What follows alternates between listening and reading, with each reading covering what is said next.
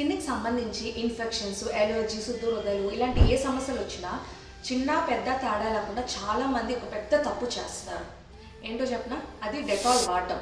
అది ఒకటి ఎక్కడో ఇన్ఫెక్షన్ వచ్చిందని దాంతో క్లీన్ చేస్తున్నారు, బకెట్ నీళ్ళల్లో అసలు తెగ పోసేసుకుని రోజు 2-3 సార్లు చేసేస్తున్నారు.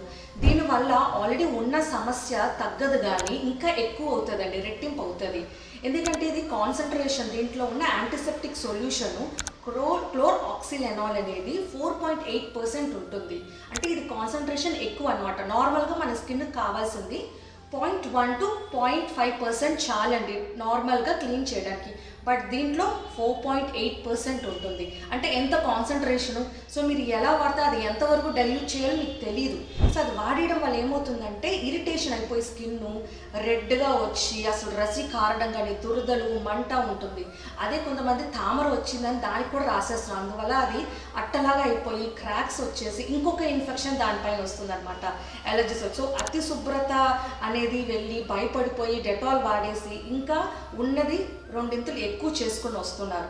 సో ప్లీజ్ డెటాల్ అనేది మీరు యూజ్ చేయొద్దు.